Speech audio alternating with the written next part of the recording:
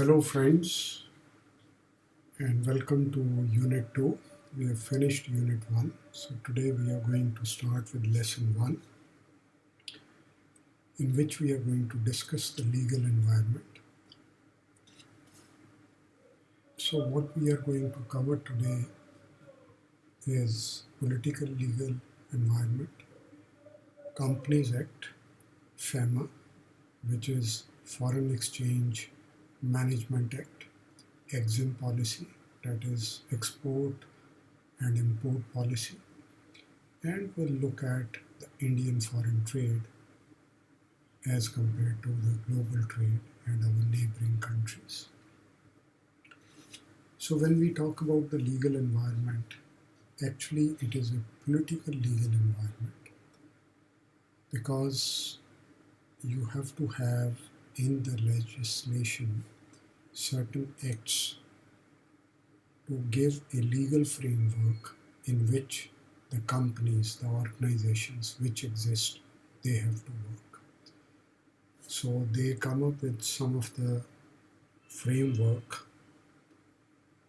which is mandatory for the companies, but at the same time you need to look at that they are not restricting the operations of these companies or the businesses within the country. So number one that we are going to look at is the company regulation. Before we start with that, so when we say political legal environment, so the relationship between the business and the government has to be very conducive for the growth of the business, but at the same time government also wants that no one is doing anything which is not in the interest of the citizens of that country. So a legal system is put forth by the government wherein the organizations are told what they can do and what they cannot do. So the first we would like to talk about the regulation of companies in India. So what are the various legislations which govern the companies in India? So we'll start with the Companies Act, which we call as, for the regulation of the companies, we call that as a Companies Act. Let us look at the history of the company law or the Company Act. The first one which came was in 1850 when we were ruled by Britishers. And what they did, they picked the British Companies Act of 1844 and that became the Indian Company Law in 1850. After that, we had the Indian Companies Act, which came in 1913. Again, it was on the lines of British Companies Act of 1908. So it was exactly replicated in India, and still we didn't get the independence then. The first Indian Companies Act, framed and regulated by the Government of India as independent India, came in 1956, and it was implemented in April 1st April.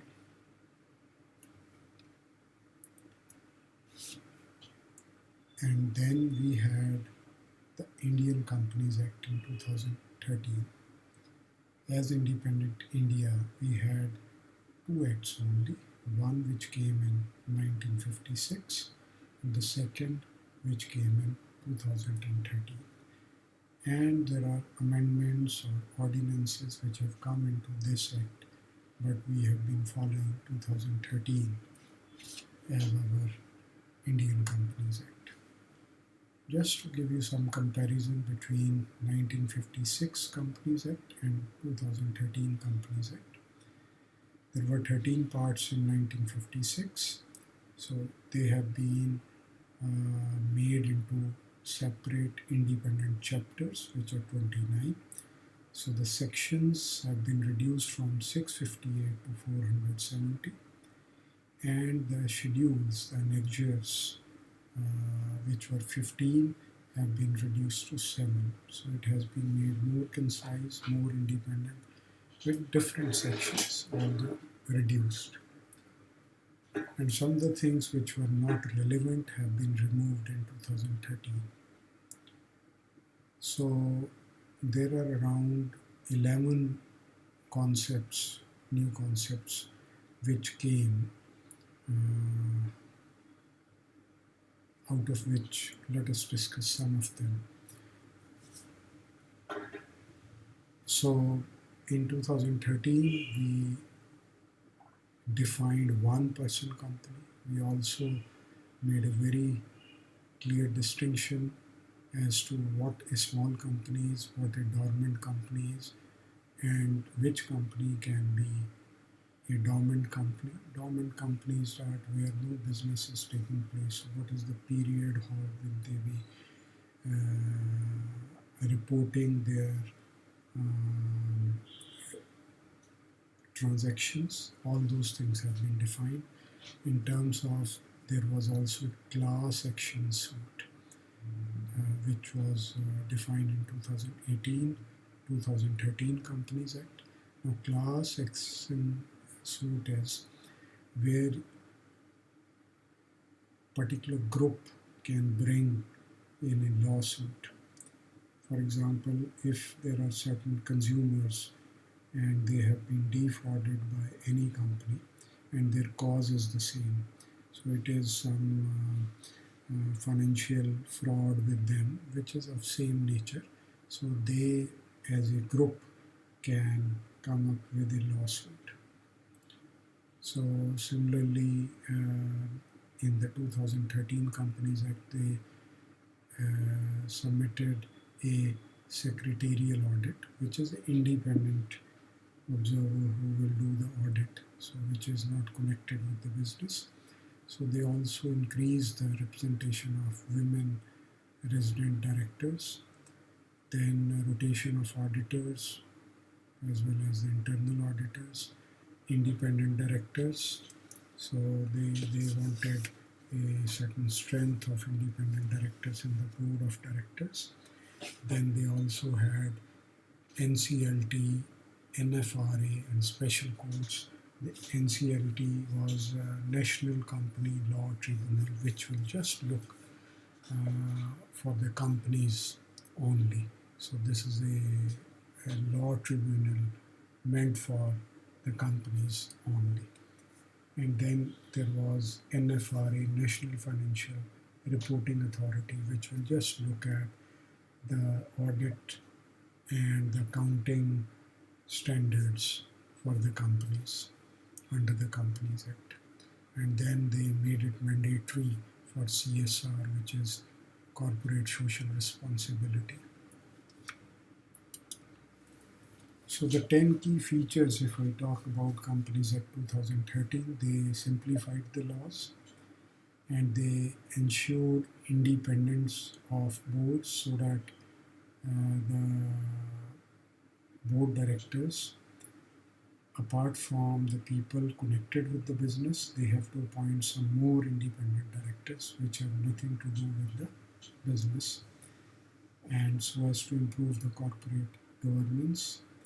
They also limited the term of independent directors because they may not be coming too close to the business management.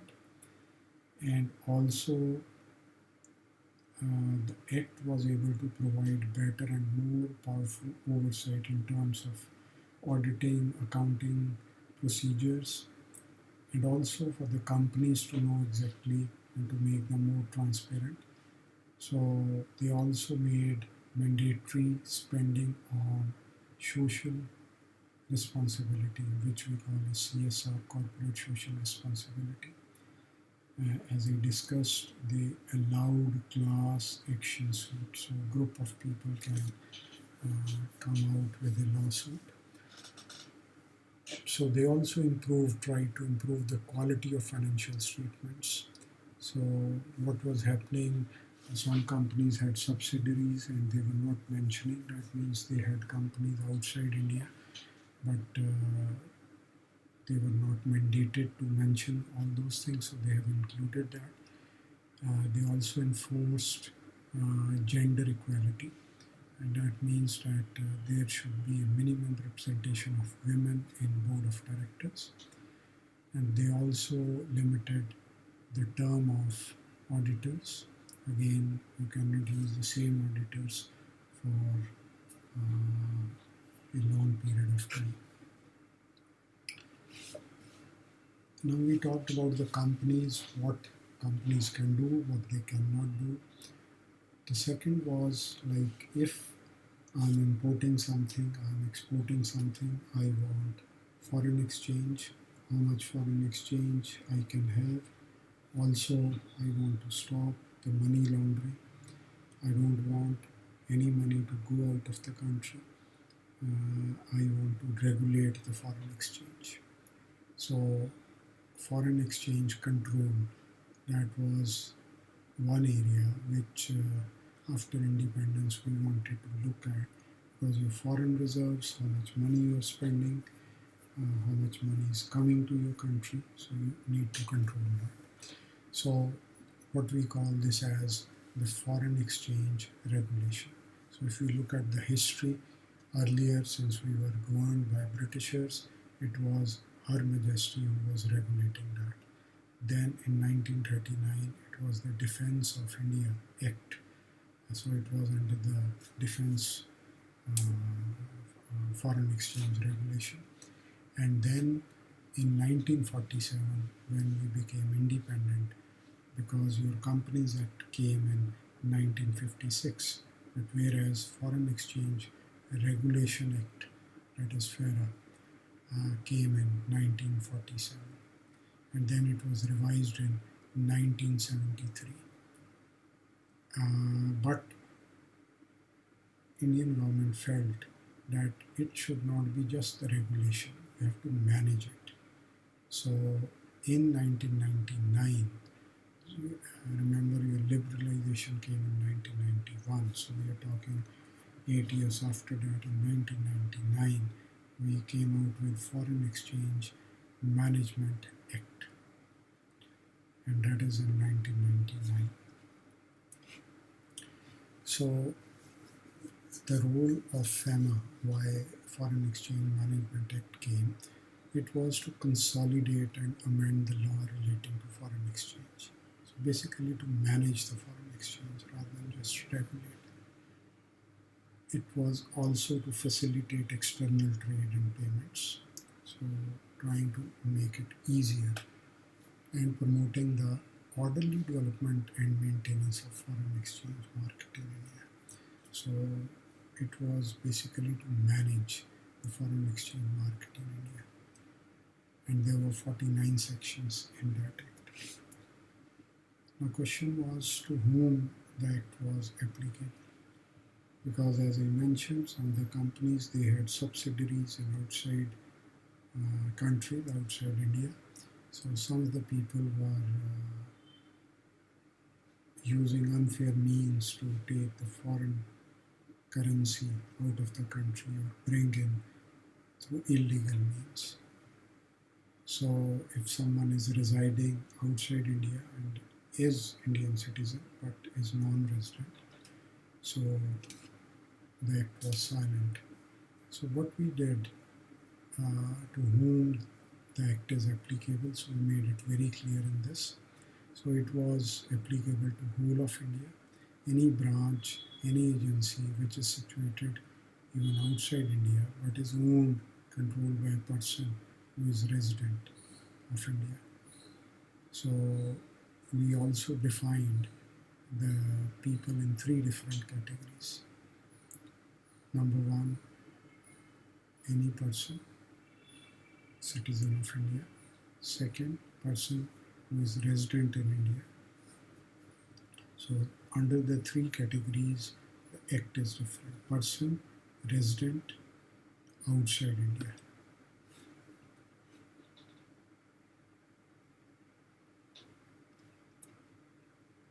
So if we talk about the features of the Act, as I said, two things. One,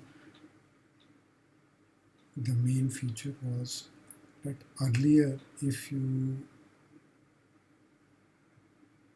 are not following or complying with the Foreign Exchange Act, the offense was criminal in nature.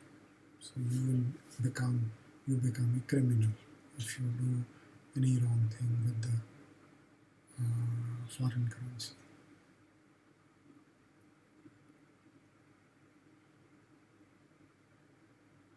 But now in this act in 1999 they made it a civil offense.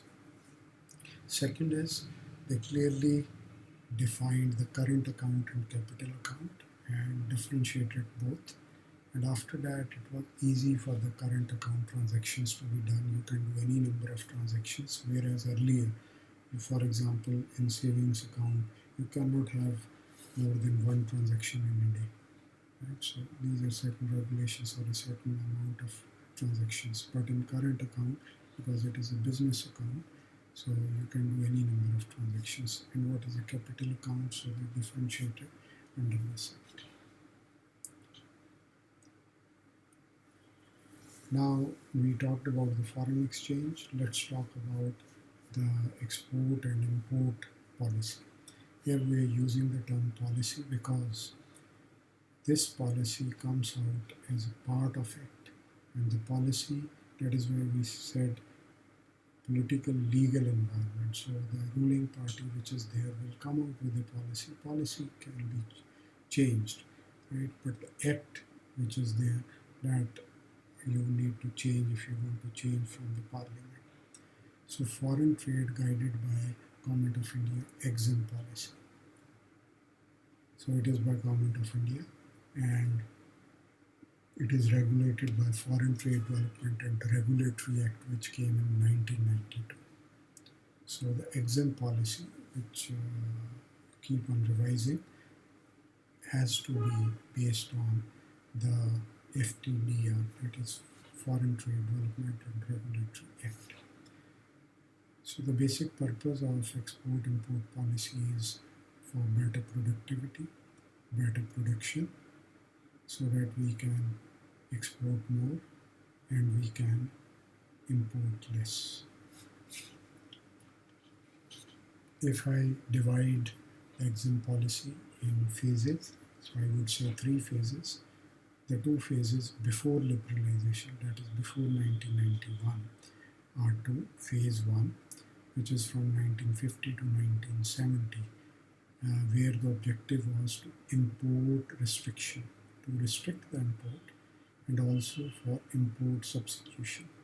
So if we can't make something, we cannot import because we have restricted that. So what is the best substitution for that import? Second is, the second phase is from 1970 to 1990. So from 1970, the emphasis changed. It is export promotion. We need to export more, and import liberalization. Wherever we need, we can import. So it is not restriction on imports, but we need to export more. If we look at India's foreign trade, and we look at the current figures, and we saw that before also in Unit 1. So if we look at the merchandise, so the exports are 10.36 billion US dollars, which are almost 60% below than last year. If I talk of services, it is 17.6, which is around minus 2.54 as compared to last year. So overall, it is 36 down. So we are exporting 28 billion US dollars worth.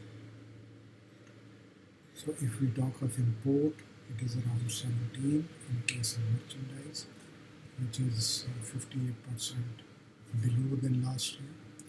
Imports around 10.68, which again is below 6% below than last year. Overall imports 27.8, 47 below than last year. So that is what we call trade deficit, when you are importing more and exporting less. So there was a trade deficit of 6.76 billion. And in service sector we are doing better because we are exporting more than imports. So here we have 6.93 billion surplus. And if I take the overall thing, so we have a trade surplus because of services. We have exported more and imported less. But the exports in case of merchandise have not been very good. Now, if we just compare the things for 15-16 for 1 year, month-wise, so this is how it looks, and this is the cycle that you see for import and export, and it is from July 2015 to June end 2016. And if you look from the trade deficit of 12.6 in 2016, it has been reduced to 7.8, but still there was a deficit. So if you look at the import, so 29.45 and export 21.69. So there was a trade deficit of around 8 billion US dollars. It is important to know how India is faring, and if we want to look at that from 2011 to 2015, how India has done, because what we saw last was 2015-16 maybe. So if you look, we replicated what we had in 2010-11. So the imports went down to the same level, although it started going up, but in 2015 it went to the level of 2010-11. And even the trade deficit was the same, exports almost the same. But when you compare, because 2015-16 there was a fall in global trend around 16%. So that way, as compared to the global scenario, we were with them. But another interesting fact here is small countries like Indonesia, right? They are doing exports for 250, whereas we are just doing exports of 261. Thailand around 228, Brazil, small countries, Russia is big though, and South Korea 573. Look at that.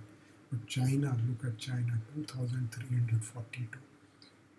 Okay, so we are nowhere near 261.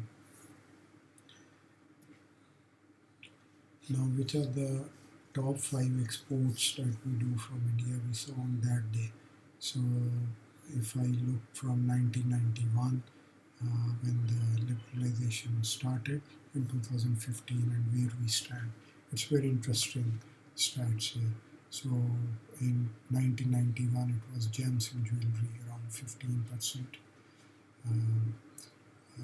of the GDP, and engineering 12.5%, or I can say of the total exports, ready-made garments, and then chemicals, and then textiles.